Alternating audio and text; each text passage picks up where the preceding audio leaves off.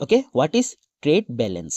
বাণিজ্যিক সন্তুলন বুলিলে কি বুজা? উত্তৰটো চোৱা, the trade balance refers to the difference between the value of country export and import of goods and service over a specific period. হয়, যি বাণিজ্য ভাৰসাম্যৰ অৰ্থ হৈছে এখন দেশৰ ৰপ্তানি মূল্য আৰু একক নিৰ্দিষ্ট সময়ত সামগ্ৰী আৰু সেৱাৰ আমদানিৰ মাজত পাৰ্থক্য। হয়, যি এক্সপোৰ্ট এণ্ড ইম্পোৰ্ট ৰপ্তানি আৰু আমদানি হয়, ইয়াৰ যি ডিফাৰেন্স, ইয়াৰ যি পাৰ্থক্যটো আছে, তাকেই কি বুলি কোৱা হয়? বাণিজ্যৰ সন্তুলন বা ট্ৰেড বেলেঞ্চ বুলি কোৱা হয়। হৈছে, তাৰপিছত চোৱা, trade surplus when export exceeds import। তাৰপিছত trade difficult when import exceed export. হয়, অসমীয়াত চাই লোৱা, বাণিজ্য ঊৰ্ধ্ববৃত্তি হৈছে যেতিয়া ৰপ্তানি আমদানিতকৈ অধিক হয়। হয়, ৰপ্তানি যেতিয়া ৰপ্তানি কি হ'ব? আমদানিতকৈ অধিক হ'ব। বুজি পাইছা? তেতিয়া কি হ'ব? ইয়াত পজিটিভ ইম্পেক্ট পৰিব। আৰু ঘাটি, হয় না, ঘাটি কেতিয়া হ'ব? লছ কেতিয়া হ'ব? যেতিয়া আমদানি ৰপ্তানিতকৈ অধিক হয়। যেতিয়া যি আমদানি কৰিব, সেই আমদানি বেছি হ'ব ৰপ্তানিতকৈ, তেতিয়া কি হ'ব? ই ঘাটি হ'ব। বুজি পাইছা? তো এনেদৰে কি কৰা যায়? ট্ৰেড বেলেঞ্চটো ওলোৱা যায় বা বাণিজ্যিক যি সন্তুলন আছে সেইটো আমি বুজিব পাৰো। বুজি পাইছা? নেক্সট কুৱেশ্যন আগবাঢ়ো। কুৱেশ্যন নম্বৰ বি টো চোৱা, mention the reason of the increase of population after independence in India। স্বাধীনোত্তৰ কালৰ পাছৰ সময়ছোৱাত ভাৰতবৰ্ষৰ জনসংখ্যা বিস্ফোৰণ হোৱাৰ মুখ্য কাৰণ উল্লেখ কৰা হয়। ইণ্ডিপেণ্ডেন্সৰ পিছত ভাৰতবৰ্ষৰ যি জনসংখ্যা আছে, অধিক মাত্ৰাত কি হৈ আছে? বৃদ্ধি হৈ গৈ আছে। বৰ্তমান সময়লৈকে বৃদ্ধি হৈ গৈ আছে। আৰু 2021 যিহেতু সেন্সাস নোলাল, বাট আমি আশা এনেকুৱা সম্ভাৱনা ওলাইছে যে সকলোতকৈ বেছি জনসংখ্যা আছিল চীন দেশত। তো ভাৰতবৰ্ষই চীন দেশৰ সেই জনসংখ্যাৰ যি ৰেটটো আছিল, সেইটো ক্ৰছ কৰি পেলাইছে। তো বৰ্তমান সময়ত সকলোতকৈ বেছি জনসংখ্যা দেশ ক'বলৈ গ'লে ভাৰতবৰ্ষক বুলি যোৱা, অধিক মাত্ৰাত বৃদ্ধি পাইছে। অ'কে, তো ভাৰতবৰ্ষত এই ইণ্ডিপেণ্ডেন্সৰ অথবা স্বাধীনতাৰ পিছত কিয় ইমান ইনক্ৰিজ হ'ল পপুলেশ্যন, তাৰ বিষয়ে আমাক লিখিব দিছে। উত্তৰটো চোৱা, the population of India increase significantly after independence due to number 1 improve health care. Number 1 যোনটো কাৰণ আছে, সেইটো হ'ল ইম্প্ৰুভ হেল্থ কেয়াৰ অথবা উন্নত স্বাস্থ্য ব্যৱস্থা। চোৱা, advance in medical facility, vaccinations programme and control epidemics reduce death rates. হয়, যি চিকিৎসাৰ সুবিধা, কীটনাশকৰ কাৰ্যসূচী আৰু মহামাৰী যি নিয়ন্ত্ৰণৰ উন্নতিয়ে মৃত্যুৰ যি হাৰ আছে, সেইটো হ্ৰাস কৰি পেলাইছে। তো তাৰ ফলত কি হৈছে? জনসংখ্যা যি বৃদ্ধি পাই আছিল, তো সেইটো বাঢ়ি গৈ আছে। অ'কে, নেক্সট দুই নম্বৰ কাৰণটো চোৱা, high birth rate, social and cultural factors along with limited access to family planning resulted its high fertility rates। high fertility rates। 2 নম্বৰটো চোৱা, উচ্চ জন্মহাৰ, সামাজিক আৰু সাংস্কৃতিক কাৰক যেনে পৰিয়াল পৰিকল্পনা সীমিত প্ৰৱেশাধিকাৰৰ ফলত উচ্চ উৰ্বৰতাৰ হাৰ হয়। বিভিন্ন সামাজিক আৰু সাংস্কৃতিক কাৰক হ'ব পাৰে, যেনেকুৱা আমাৰ সমাজ সংস্কৃতিৰ বিভিন্ন কাৰণ আছে। এই বিভিন্ন কাৰণৰ ফলতো কি হৈ আছে? জনসংখ্যা বৃদ্ধি হৈ আছে। হয়, অ'কে, নেক্সট কুৱেশ্যন আগবাঢ়ো। কুৱেশ্যন নম্বৰ চি টো চোৱা, name two disease caused by water. পানীৰ পৰা হোৱা দুবিধ বেমাৰৰ নাম লিখা। উত্তৰটো চোৱা, 2 disease caused by water are cholera and typhoid. হয়, পানীৰ পৰা হোৱা দুটা ৰোগ হৈছে cholera and typhoid. Okay, easy আছিল, তোমালোকে মনত ৰাখিলে হৈ যায়। নেক্সট কুৱেশ্যন আগবাঢ়ো। কুৱেশ্যন নম্বৰ ডি টো চোৱা, what is technopolis? Give one example. Technopolis বুলিলে কি বুজা? উদাহৰণ দিয়া। হয়, টেকন'পলিছনো কি? প্ৰথমতে আমি চাই লওঁ। A technopolis is a city or urban area. Technopolis কি হয়? এটা city or a urban area that is primarily focused on the development, innovation and commercialization of technology and high-tech industry। হয়, আৰু যোনটোৱে কি কৰে? যি চিটিটোৱে কি কৰে? ফ'কাছ কৰে ডেভেলপমেণ্টত, innovation, characteristics and technology and high tech ইণ্ডাষ্ট্ৰীবোৰত কি কৰে? ফ'কাছ কৰে। Okay, it serve as hub of research development and the creation of technological advancement, often attracting skilled professionals, startups and large tech companies। হয়, চোৱা, টেকন'পলিছ হৈছে এক চহৰ বা নগৰীয়া এলেকা যি মুখ্যত প্ৰযুক্তি আৰু উচ্চ প্ৰযুক্তি উদ্যোগৰ বিকাশ, উদ্ভাৱন আৰু বাণিজ্যিকৰণৰ ওপৰত গুৰুত্ব দিয়ে। হয়, ই গৱেষণা, ইয়াত কি থাকে চোৱা, ই গৱেষণা, বিকাশ আৰু প্ৰযুক্তিৰ উন্নতিৰ সৃষ্টি কেন্দ্ৰ হিচাপে কাম কৰে। হয়, আৰু এই ঠাইৰ পৰাই কি হয়? বেছিভাগ গৱেষণা, বেছিভাগ বিকাশ, বিভিন্ন ধৰণৰ ইনোভেশ্যন, হয়নে, আৱিষ্কাৰ কি হয়? প্ৰযুক্তি উন্নতি সৃষ্টি কৰে, কেন্দ্ৰ হিচাপে কাম কৰে।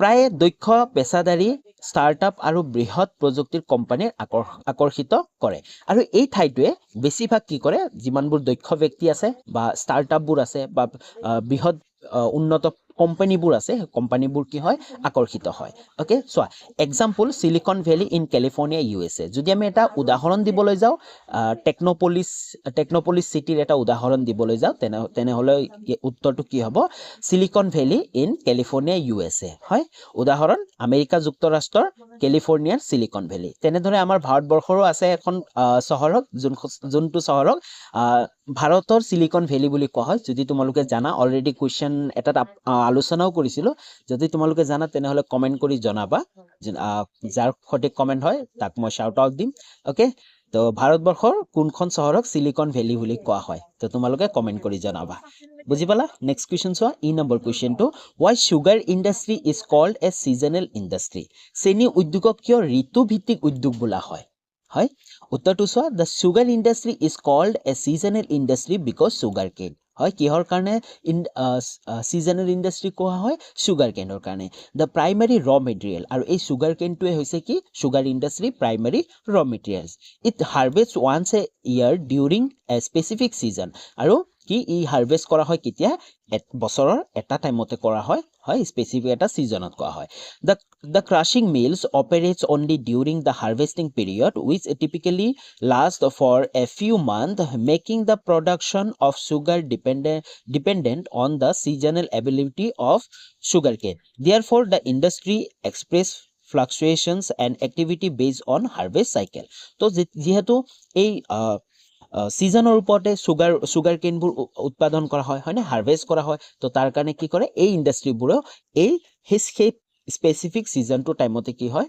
স্টাৰ্ট হয় হয়নে তো তাৰ কাৰণে ইয়াক কি বুলি কোৱা হয় বেছিভাগ যে ই এটা is called a seasonal industry অসমীয়াত চাই লোৱা চেনি উদ্যোগ ঋতুগত উদ্যোগ বুলি কোৱা হয় কিয়নো কুঁহিয়াৰ প্ৰাথমিক কেঁচা সামগ্ৰী এক নিৰ্দিষ্ট ঋতুৰ বছৰৰ এবাৰহে চপোৱা হয় ক্ৰেচিং মিলবোৰ কেৱল শস্য চপোৱাৰ সময়তহে কাম কৰে হয় যি ক্ৰেচিং মিলবোৰ আছে য'ত মানে ক্ৰেশ কৰা হয় হয়নে সুগাৰ কেনৰ পৰা ৰসটো ওলোৱা হয় বুজি পাইছা তোমালোকে তো ক্ৰেচিং মিলবোৰ কেৱল শস্য চপোৱা সময়তহে কাম কৰে যি সাধাৰণতে কেইমাহমান থাকে যাৰ ফলত চেনি উৎপাদন কুঁহিয়াৰৰ ঋতুগত উপলব্ধতাৰ ওপৰত নিৰ্ভৰশীল হয় সেয়েহে উদ্যোগটোৱে শস্য চক্ৰৰ ওপৰত অধিক আধাৰিত কৰি কাৰ্যকলাপৰ তাৰতম্য অনুভৱ কৰে তো তাৰ কাৰণে আমি কি ক'ব পাৰিম যে এই সুগাৰ ইন্ডাস্ট্ৰি আছে চেনি উদ্যোগটো আছে এটো কি হয় it is called as seasonal industry হয় ঋতুগত উদ্যোগ বুলিও কোৱা হয় আৰু এটা কি কোৱা হয় এই যে সুগাৰ ইন্ডাস্ট্ৰি বা চেনি উদ্যোগ আছে ইয়াক কৃষি ভিত্তিক উদ্যোগ বুলিও কোৱা হয় কাৰণ